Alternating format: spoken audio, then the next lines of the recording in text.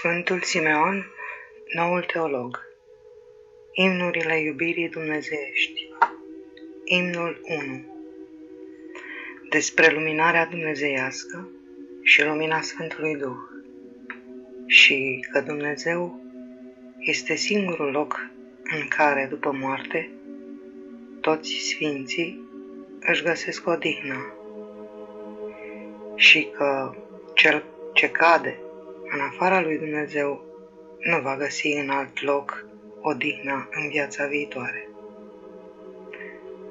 Care e taina înfricoșătoare ce se săvârșește în mine? Cuvântul nu o poate tâlcui, nici mâna mea ticăloasă nu o poate scrie, spre lauda și spre slava celui ce este peste toate, acelui ce este mai presus de orice laudă și orice cuvânt. Căci dacă cele ce se petrec acum în mine, risipitorul, sunt negrăite și de nespus, spune-mi, cum va fi nevoie să primească laudă sau slavă de la noi, cel care e dăruitorul și făcătorul acestora?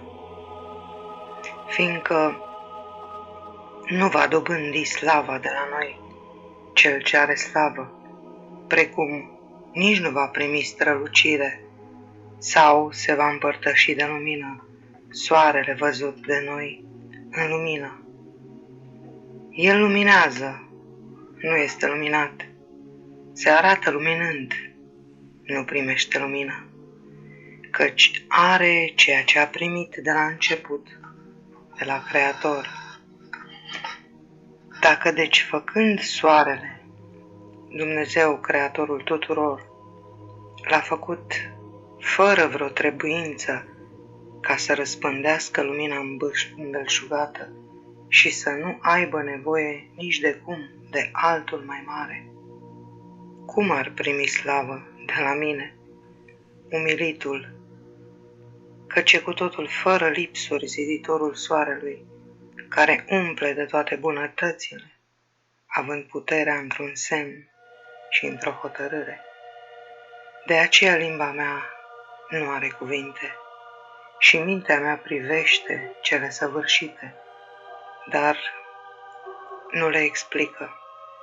Le vede și voiește să le spună, dar nu găsește cuvânt, căci cela ce privește, ceea ce e nevăzut și cu totul fără formă și simplu, cu totul necompus, nesfârșit în mărime, și nu vede nici început, și nu observă nici sfârșit, și nu cunoaște nici mijloc, cum ar putea spune ce vede?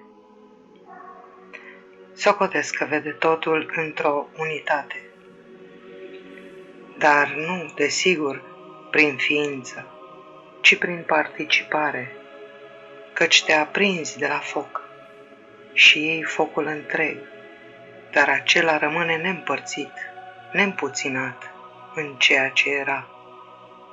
Ceea ce se împărtășește de focul material se desparte de el și trece în multe sfeșnice, dar acela fiind foc duhovnicesc, e de neîmpărțit și cu totul de neseparat și de netăiat, căci împărtășindu-se nu se împarte, ci rămâne neîmpărțit și se află în mine, răsare în mine, din lăuntrul nevredniciei mele și nevrednicei mele inimi, ca soarele sau ca discul soarelui, arătându-se în formă de sferă în chip luminos, căci e ca o flacără. Nu știu, precum s-a spus, ce să zic despre ea și aș voi să tac, dacă aș putea. Dar minunea înfricoșătoare îmi mișcă inima și îmi deschide gura murdară și mă face să vorbesc și să scriu, căci tu, Cel ce mi-ai răsărit acum, în inima întunecată, Cel ce mi-ai arătat lucruri minunate pe care ochii nu le-au văzut, Cel ce m-ai făcut ucenic și fiu al apostolului, pe mine, pe care mă avea înainte cumplitul balaur și ucigător de oameni, ca lucrător și slujitor a toată fără de legea, tu, soarele dinainte de veci, care ai strălucit în iad, iar pe urmă ai luminat și sufletul meu întunecat și mi-ai dăruit ziua cea neînserată. Lucru greu de crezut celor nepăsători și leneși ca mine, cel ce ai umplut sărăcia mea de toate bunătățile, tu însuți mi-ai dăruit cuvânt și mi-ai dat vorbe, ca să istorisesc tuturor minunile tale pe care le faci și cu noi, robii tăi. Aceasta pentru că cei ce dorm cu lenevie și dorm în întuneric spun, e cu neputință să se mântuiască păcătoșii și să fie miluiți ca Petru și ca ceilalți apostoli, sfinți, cuvioși, drepți, să cunoască și să învețe că acesta a fost, este și va fi un lucru ușor pentru bunătatea ta. Și cei cărora li se pare că te au pe tine, lumina întregii lumi, dar spun că nu te văd, că nu petrec în lumină, că nu sunt luminați, că nu te văd mereu, Mântuitorule, să afle că nu i-ai luminat pe ei în cugetare, nici nu te-ai sălășluit în inima lor murdară și că se bucură degeaba, cu nădejde deșarte, socotind că vor vedea lumina ta după moarte. Căci Arvuna, pe cetea, s-a dat sigur de aici, Mântuitorule, oilor de-a dreapta. Căci dacă moartea îi aduce fiecăruia o închidere și după sfârșit nimeni nu mai poate face fără îndoială, fiecare va fi cum s-a aflat.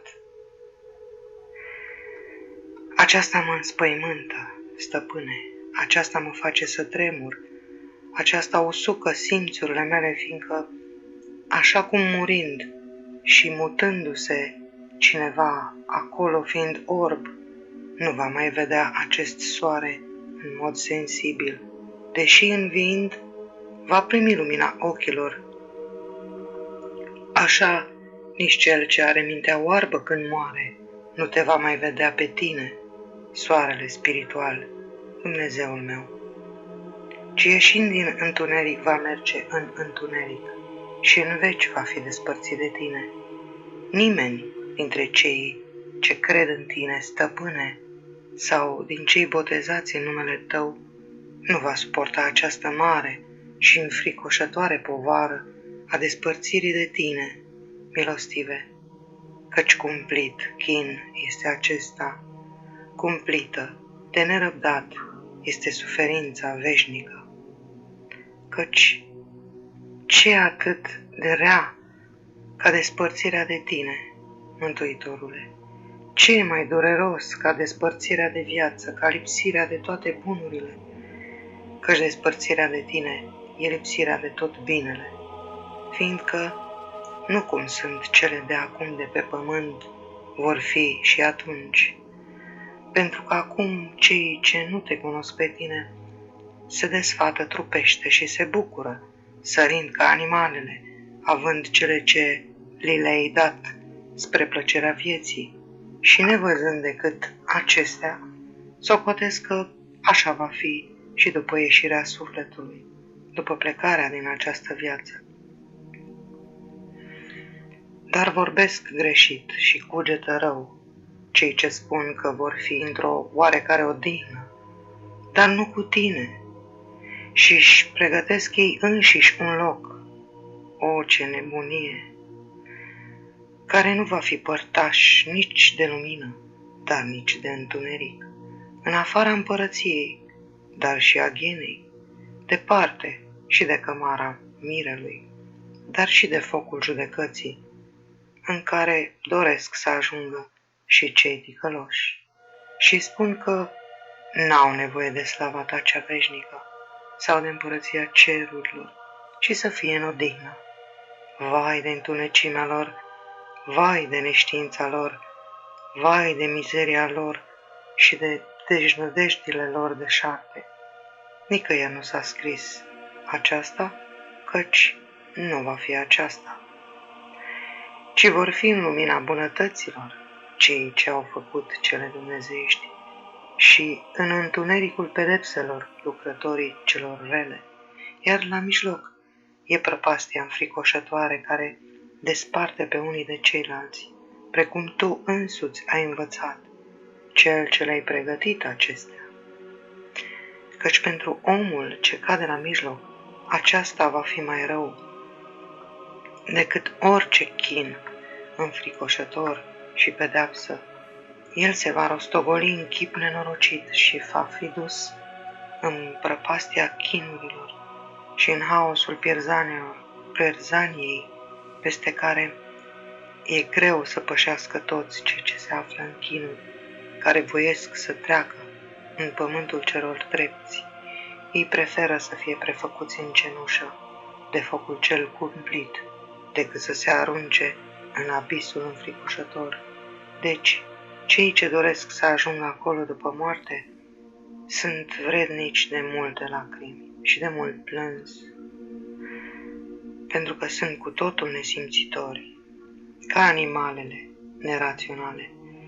Ei își doresc blestemul lor și se amăgesc pe ei înșiși, căci tu ești împărăția cerurilor, tu ești pământul celor blânzi, Hristoase, tu ești verdeața raiului, tu ești ospățul dumnezeiesc, tu ești cămara de nuntă negrăită, tu ești masa tuturor, tu ești pâinea vieții, tu ești băutura cea mai nouă, tu ești paharul apei și apa vieții, tu ești sfeșnicul nestins pentru fiecare dintre sfinți, tu ești veșmântul și cununa și cel ce împarte cununi, tu ești bucuria și odihna, tu desfătarea și slava, tu ești veselia și plăcerea și harul tău va lumina ca soarele, Dumnezeul meu, căci El e harul Duhului Sfânt în toți sfinții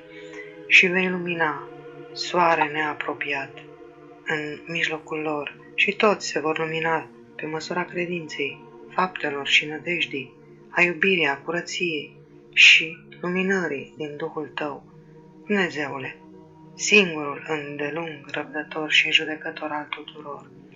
Locașurile și locurile lor vor fi socotite diferite. Măsurile strălucirii, ale iubirii, ale vederii tale, mărimea slavei, desfătarea și arătarea lor vor deosebi casele și locașurile lor. Minunatele corturi deosebite și multele case, veșmintele multor demnități și coroanele foarte deosebite, pietrele și mărgăritarele și florile neveștejite, cu chipuri minunate, paturile și așternuturile, mesele și tronurile și tot ce pricinuiește o desfătare prea dulce. Erau și sunt una cu a te vedea pe tine singur. Deci cei ce, precum s-a zis, nu văd lumina ta, nu sunt nici văzuți de tine, ci sunt despărțiți de vederea prea bună a ta, sunt lipsiți de bunătăți. Dar atunci unde vor afla odihna? Unde vor afla un loc fără durere în care să locuiască, odată ce nu s-au făcut drepți? Căci numai drepții vor locui în fața ta, fiindcă și tu ai luat chip în inima lor dreaptă, vor locui cu chipul tău în tine, Hristoase al meu. O, minune! O, dar minunat al bunătății tale prin care se fac oamenii în chipul lui Dumnezeu și ia chip în ei cel neîncăput în toți, Dumnezeu neschimbător, imoabil prin fire, cel ce voiește să locuiască în toți drepții, ca să aibă fiecare înăuntru pe împăratul întreg și împărăția însăși și cele ale împărăției. Și să lumineze, cum a luminat Dumnezeul meu, înviind, mai mult decât razele soarelui, acesta a văzut. Prin aceasta vor sta lângă Cel ce i-a slăvit pe ei și vor rămâne uimiți de îmbelșugarea slavei și într-o neîncetată creștere a strălucirii dumnezeiești. Căci nu va fi sfârșit al înaintărilor în veci, pentru că stabilitatea creșterii spre ținta fără sfârșit va consta în cuprinderea necuprinsului și îi va sătura cel de care nu se poate nimeni sătura. Plinătatea lui și slava luminii va consta în înaintarea într-un abis și într-un început fără sfârșit. Și precum având pe Hristos ca Cel ce a luat chip înăuntru lor, îi stau alături cei ce luminează în mod neapropiat. Așa sfârșitul se face în ei începutul slavei.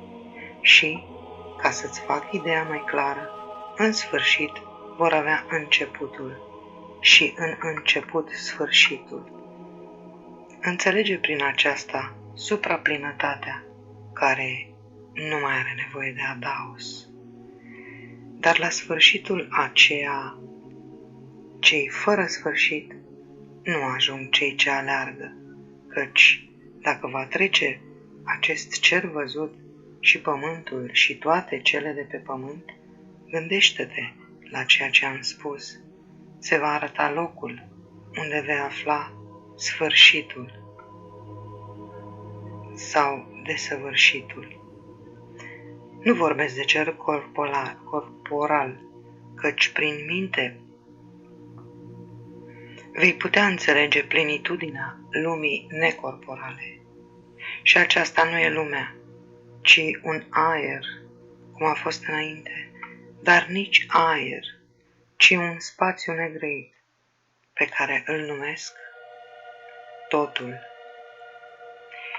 El este un abis fără sfârșit întru totul, întreg în toate privințele, în toate părțile. Acest tot este umplut de Dumnezeirea lui Dumnezeu.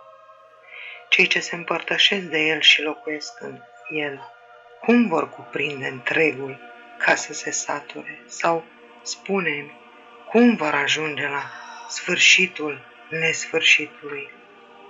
E ceva cu neputință și cu totul de neajuns. Nici sfinții ce se petrec aici în timp, nici cei ce s-au mutat acolo în Dumnezeu, nu pot avea în ei o astfel de înțelegere. Ei sunt acoperiți de lumina Sfintei Slave și sunt luminați și luminează și se desfată în acestea. Dar știu cu adevărat, cu toată încredințarea, că desăvârșirea acestora este fără sfârșit și înaintarea în slavă va fi veșnică. Dar de cei ce cad în Dumnezeu, mă mir unde stau, odată ce sunt departe de Cel ce e pretutindeni. Aceasta e cu adevărat, fraților, o minune plină de frică, care are nevoie de cugetarea unei minți luminate ca să înțeleagă bine aceasta și să nu cadă în erezie ca una ce nu crede cuvintele Sfântului Duh. Fără îndoială vor fi și aceștia înăuntrul totului, dar în afară de lumina dumnezeiască și de Dumnezeu. Căci precum cei ce nu văd soarele, care strălucește chiar de sunt luminați întregi, sunt în afara lumii, despărțiți prin simțire și prin vedere de acesta, așa este lumina dumnezeiască, a treimii, în toate, dar păcătoșii sunt închiși în mijlocul întunericului, întrucât nu văd și nu au deloc simțirea dumnezeiască, ci fiind arși de conștiința lor și osândiți de ea, vor avea în veci chinul negrit și durerea nespusă. Imnul 2. Ce schimbare s-a produs cu acest părinte și cum curățit la culme s-a unit cu Dumnezeu și cum era și cum a devenit. E ceea ce arată aici imnurile dragostei lui către Dumnezeu. La sfârșit, el vorbește ca teolog și despre îngeri. Care e mila ta, nemăsurată, Mântuitorule? Cum ai binevoit să mă faci mădular al tău pe mine, necurățitul, risipitorul și desfrânatul. Cum m-ai îmbrăcat în veșmântul atot strălucitor, din care fulgeră strălucirea nemuririi și face toate mădularele mele lumină. Cum? Căci trupul tău neprihănit și dumnezeiesc strălucește întreg de focul dumnezeirii tale, cu care este amestecat în chip negrăit. Această lumină mi-ai dăruit-o și mie, Dumnezeul meu, căci odată ce acest înveliș murdar și stricăcios s-a unit cu trupul tău atot neprihănit și sângele meu s-a amestecat cu sângele tău, știu că m-am unit și cu Dumnezeirea ta și m-am făcut trupul tău prea curat, mădular strălucitor, mădular cu adevărat sfânt, mădular luminos, străveziu, strălucitor. Văd frumusețea ta, privesc strălucirea, oglindesc lumina harului tău și mă uimesc de strălucirea ei și îmi ies din mine, înțelegându-mă pe mine ce am devenit, din ce am fost. O, minune! Mă umflu de sfială. Simt o sfială față de mine însumi. Mă cinstesc, am frică de mine. Cum te cinstesc și am frică de tine. Nu mai știu ce să fac, sfiindu-mă întreg, unde să mă așez și de cine să mă apropii și unde să aplec mădularele tale și spre ce lucruri, spre ce fapte să le folosesc pe ele, atât de înfricoșătoară și de dumnezeiești. Dă-mi mie tu să grăiesc și să fac cele ce le grăiesc, Făcătorule, Creatorule și Dumnezeul meu, căci dacă cele ce le grăiesc nu le împlinesc prin fapte, m-am făcut aramă și scoate mari sunete deșarte, nesimțind dulceața sunetului loviturilor. Dar să nu mă lași, nici să mă părăsești, nici să-mi îngădui să rătăcesc, Mântuitorul meu, mie, nevrednicul, sărmanul și străinul, care-i sunt dator cu 10.000 de talanți, precum ai făcut odinioară, fă și acum cuvinte, căci atunci m-ai despărțit, Mântuitorule, pe mine, păcătosul, de moștenirea și de pământul strămoșesc, de tată, de frați, de mamă, de ei mei și de străini și de toate celelalte rudenii și de prieteni, deși eram mai fără de preț decât toți. Și m-ai luat în brațele tale, pe mine, care mă arătăm nemulțumitor de bunătățile tale, așa miluiește-mă și acum, milostive, sau mai bine zis, mai mult, Dumnezeul meu, te îndură și mă apără și îmblânzește mișcările mâniei mele și mă fă în stare să port cu îndelungă răbdare toată încercarea și întristarea vieții mele, toate câte mi le pricinuiesc eu din reaua cugetare, toate cu care mă ispitește ceata pismașă a demonilor și cele ce mi le pricinuiesc cei mai slabi dintre frații mei cu lucrul, cu cuvântul. Dar vai mie, că și mădularele mele înseși mă ard încât sufăr și din pricina lor. Astfel, sunt condus de picioare după ce am primit rolul de cap și umblu de sculț și sunt înțepat de mărăcini și sufăr foarte neputând suporta durerea. Unul din picioarele mele pășește spre cele dinainte, iar celălalt se întoarce înapoi. Mă atrag, mă târăsc și aici și acolo și mă sfâșie și cad, căci nu pot să le urmez tuturor.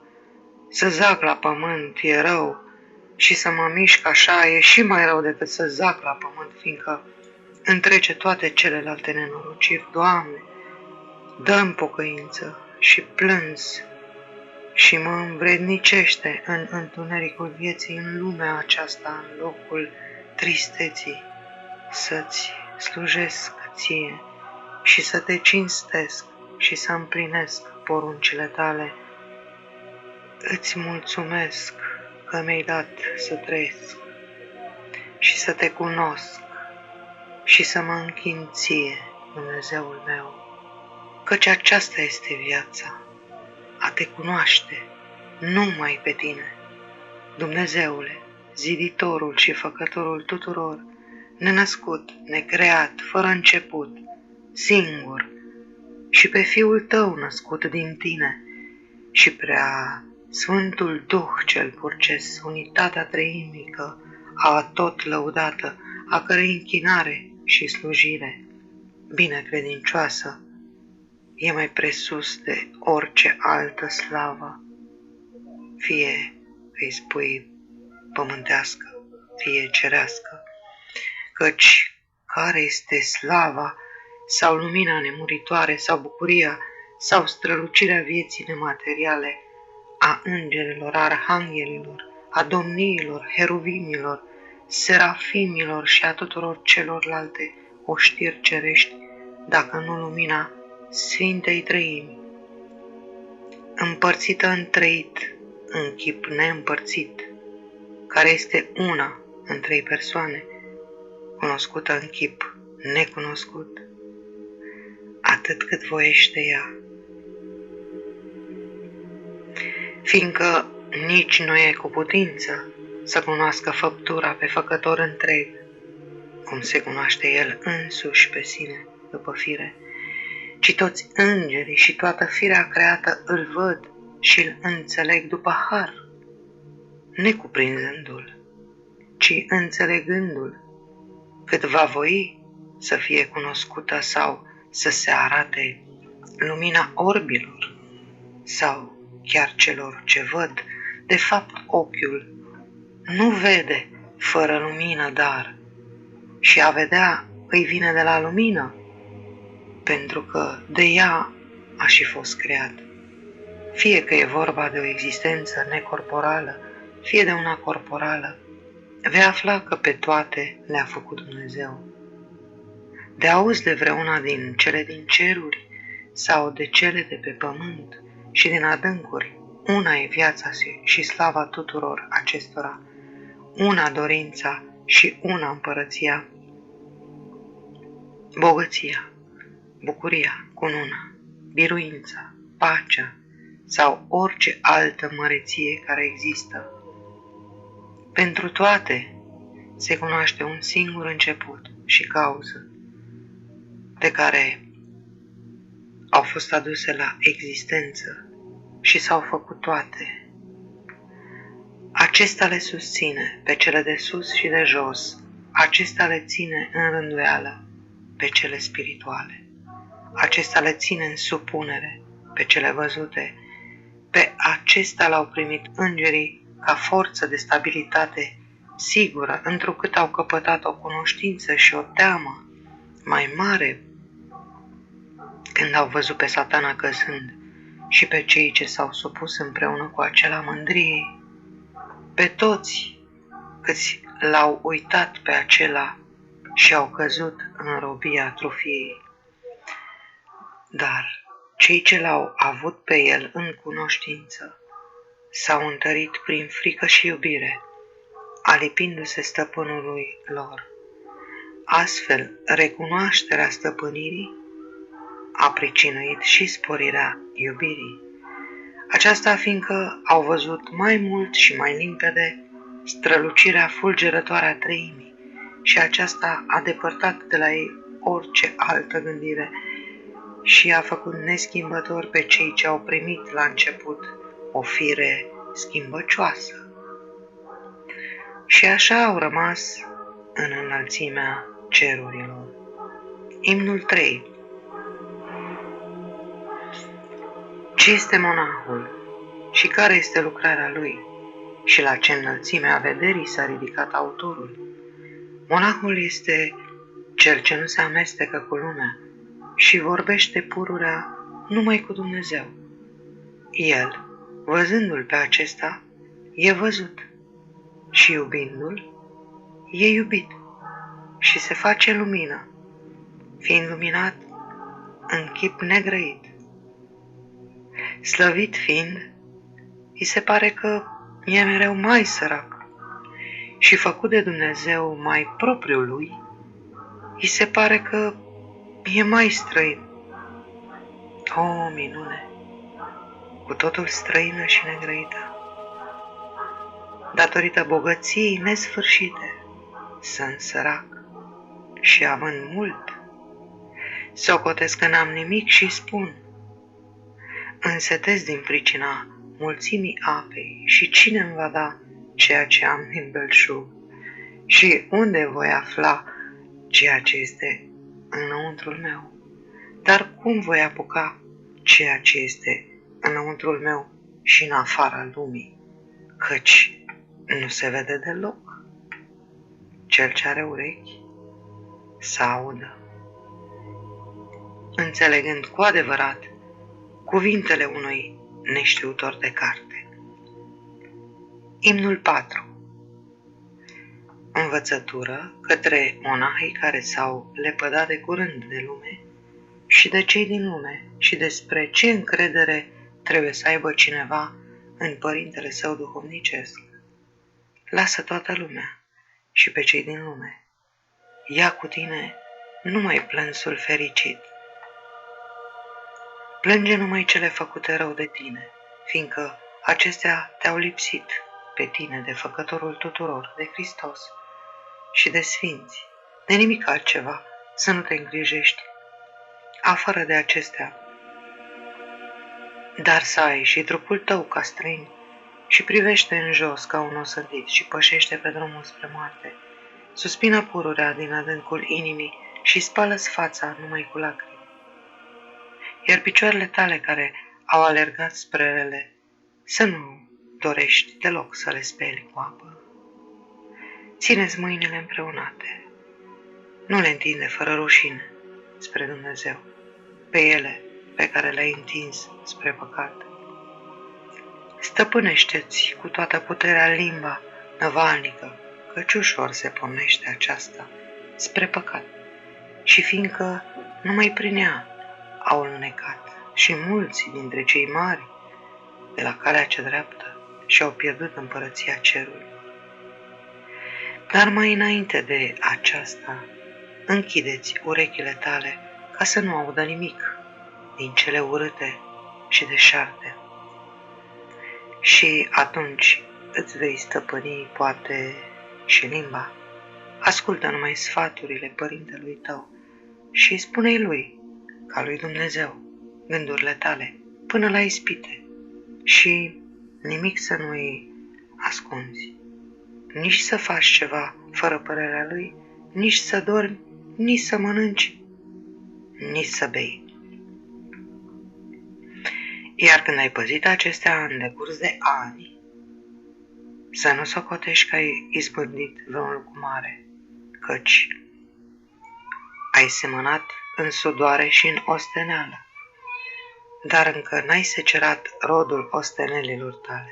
Deci, să nu te amăcești sau să socotești că l-ai aflat înainte de a fi câștigat ochii sufletului și de a se fi curățit urechile inimii spălate prin lacrimile tale de murdărie și de a vedea și auzi duhovnicește și de a fi început să schimbi toate simțurile. Atunci vei vedea multe din cele negrăite și vei auzi și mai multe vrednice de toată lauda pe care nu le va putea grei limba ta. E deci o minune înfricoșătoare a auzi astfel, iar a vedea astfel e taina tainelor. Unul ca acesta nu înțelege nimic trupește, ci pășește pe pământ ca și când ar merge prin aer și le vede pe toate până în adâncuri și pătrunde toate făpturile. El cunoaște pe Dumnezeu, se umple de frică, îi se închină Făcătorului și îl slăvește. Și e mare lucru ai cunoaște stăpânirea, căci, deși toți socotesc să o cunoască, pe aceasta nu te îndui, că cei mai mulți se înșală. Aceasta o cunosc numai cei iluminați, toți ceilalți, ce cumplită neștiință, sunt mai întunecați și decât demonii. Dar, o, Doamne, ziditorule a toate, care m-ai făcut pe mine, animal muritor din pământ și m-ai cinstit cu harul nemuritor și mi-ai dat să trăiesc, să grăiesc și să mă mișc și să te slăvesc pe tine, stăpânul tuturor însuți, stăpâne, dă-mi mie, ticălosului, și să cad înaintea ta și să-ți cer ce mi este de folos. Nu știu de fapt nici cum am fost creat în lume și ce sunt cele de aici, care socotim că sunt. Ce e vederea mea? O, Dumnezeul meu, ce sunt cele văzute? Nu pot spune. Dar cum ne-am făcut toți oameni deșerți și nu mai avem o judecată dreaptă despre cele ce sunt, fără îndoială, eu am venit la existență ieri și voi pleca mâine. Dar socotesc că sunt nemuritor aici. Mărturisesc tuturor că te am pe tine, Dumnezeule, dar te neg în fiecare zi prin faptele mele. Sunt învățat că tu ești făcătorul tuturor, dar mă silesc să le am pe toate, fără tine. Tu împărățești peste cele de sus și de jos și eu singur nu mă tem și îți stau din împotrivă. Dă-mi mie, celui neajutorat, celui atot nevrednic, să resping toată răutatea sufletului, care îl sfărâmă și îl zdrobește, vai mie, să resping orice îngânfare, orice înălțare de șantă. Dă-mi smerenie, dă-mi o mână de ajutor și curăță murdăria sufletului meu și dăruiește-mi lacrimi de pocăință, lacrimi de dor, lacrimi de mântuire, lacrimi ce curăță întunericul minții mele și mă face să strălucesc de sus. Pe mine, care voiesc să te văd pe tine, lumina lumii, lumina ochilor mei, ai ticălosului, ai celui ce am inima plină de relele vieții, venite din multele necazuri și din pisma celor ce mi-au pricinuit drama exilului meu, sau mai bine zis, a binefăcătorilor mei, a stăpânilor și a prietenilor mei, cărora în loc de rele, dă-le, Hristoase, al meu, bunătățile cele veșnice, bogate și dumnezeiești, pe care le-ai pregătit pentru vecii vecilor, celor ce te doresc și te iubesc din inimă. Imnul 5. În distihuri alfabetice, îndemn și călăuzire spre desăvârșire pentru cei ce au părăsit lumea de curând. Pune ca început pe Hristos și credința fierbinte când părăsești lumea. Umblă fugind de rudenii și prieteni, căci aceasta e de folos începătorilor. Apropie-te golit de materie, de cel nematerial, căci nu vei afla niciun alt aliat mai puternic ca acesta. Aruncă de la tine toată frica, pentru că te-ai refugiat la un stăpân puternic. Ia mai degrabă în ajutor nădejdea neîndoielnică, fiindcă El se îngrijește de micile păsărele. Ia pe Domnul ca jug ușor, căci mare va fi răsplata viitoare. Ia darul care mântuiește pe toți oamenii, pentru că am fost răscumpărați cu sânge dumnezeiesc, care ne arată Dumnezei prin puterea celui ce ne cheamă, căci pentru aceasta s-a făcut întruparea stăpânului, ca să cunoști prin faptă rezultatul faptelor. E cel mai minunat lucru din cele ce se pot vedea. E un bun câștig pentru tine tăierea voilor, căci aceasta te face un martir prin conștiință. Ascultă cuvintele părintelui tău și împlinește poruncile lui, căci ele te conduc pe calea fără piedici, până la moarte, care este un vârf înalt. Deci e clar că Dumnezeu a făcut aceasta pentru tine. Socotește-te cel mai nevrelnic dintre toți, cel mai sărac străin, mai smerit ca alții, și aceasta te va face întâiul din împărăție. Deci mari sunt acestea de le dobândești, căci vei fi următorul stăpânului. Și ce e mai bun ca aceasta? Toate le izbândește plânsul de fiecare zi. El e mai dulce ca orice mâncare și băutură. El dă cunoștința celor ce curg și stau, căci desparte mai întâi de lumea întreagă. Nevoiește-te pentru tăcerea care le păzește pe acestea, căci taie toate rădăcinile nefolositoare, ține întotdeauna amintirea morții, fiindcă aceasta pricinuiește smerenia. Curățit prin toate acestea și cu inima limpezită, o minune necăutată de toți, te vei învrednici să vezi bine lumina dumnezeiască, căci aceasta este raza imaterială venită din cel nematerial, iar ea e Hristos, iubirea desăvârșită, și cel ce o primește pe ea e Dumnezeu prin lucrare.